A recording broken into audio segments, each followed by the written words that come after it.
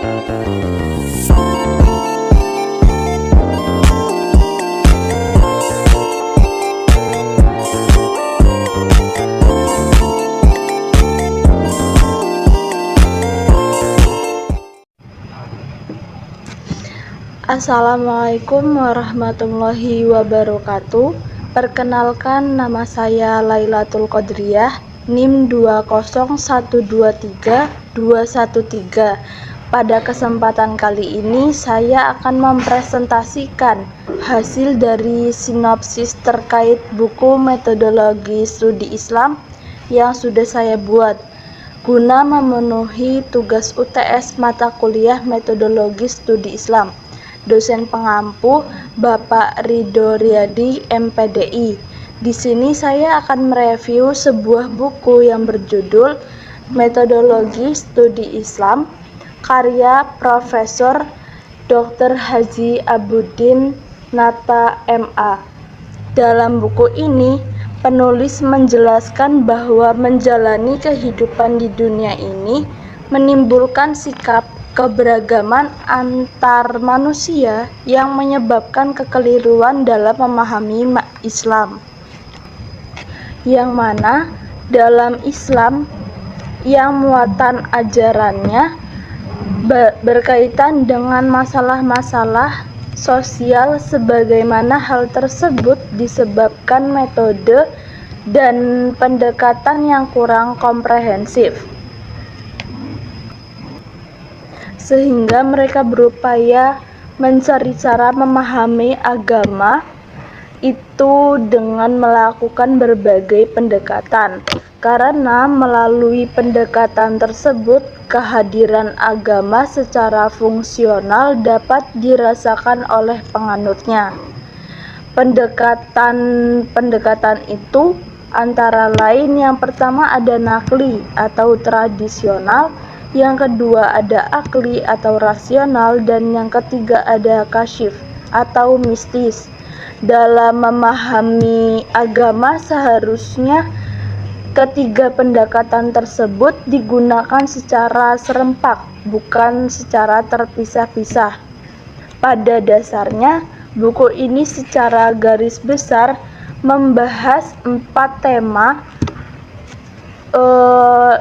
utama dalam studi Islam, yaitu bagian pertama ada bab 1 sampai bab 4 yang sedikit disinggung bahwa dari bab-bab tersebut membahas fenomena kemunculan agama, kebutuhan manusia terhadap agama, berbagai pendekatan di dalam memahami agama, serta hubungan agama itu sendiri dengan ilmu pengetahuan sosial.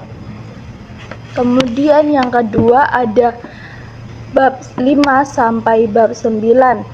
Bahasan ini terfokus pada pengertian dan sumber ajaran Islam, karakteristik ajaran Islam, misi ajaran Islam, posisi Islam di antara agama-agama di dunia, dan metodologi pemahaman Islam.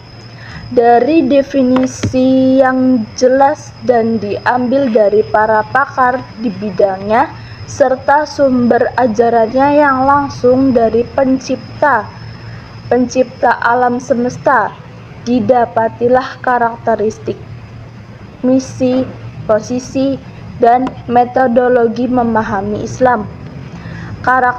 Karakteristik Islam itu sendiri begitu komprehensif sehingga mengakomodir dan menjadi solusi bagi semua bidang kehidupan manusia, dari mulai agama dan ibadah, akidah dan ilmu, pendidikan dan sosial, kehidupan ekonomi dan kesehatan, politik dan pekerjaan, dan Islam sebagai disiplin ilmu. Kemudian dari bagian ketiga ini ada bab 10 sampai bab 22. Nah, buku ini berbicara tentang teori-teori dan model-model penelitian agama. Adapun model-model penelitian agama itu meliputi penelitian tafsir, hadis, filsafat ilmu, ilmu kalam, tasawuf fikih, politik, pendidikan Islam, sejarah Islam, pemikiran modern dalam Islam, dan antropologi serta sosiologi agama. Nah, yang terakhir ada bagian keempat, yaitu bab 23, membahas tentang islamisasi ilmu pengetahuan secara objektif. Jika diibaratkan buku ini sebuah bangunan, maka ia bangunan yang cukup kokoh dengan tiang-tiang kuat, pernak-pernik kaya, serta banyak aksesorisnya. Di pembahasan bab ini, Abu Dinata tidak banyak terlibat dalam diskusi. Ia hanya memaparkan pendapat setiap pemikir, baik yang pro maupun kontra, terhadap islamisasi ilmu pengetahuan tersebut. Kemudian selanjutnya saya akan menjelaskan sedikit kelebihan dan kekurangan dari buku ini. Pertama yaitu kelebihan dari buku ini, yaitu secara keseluruhan buku ini cukup lengkap. Buku ini juga menyajikan gambaran yang komprehensif dan struktur. Meskipun di buku ini ada yang perlu dikritisi, dalam buku ini juga disajikan nuansa pluralisme dan humanisme sekularisme.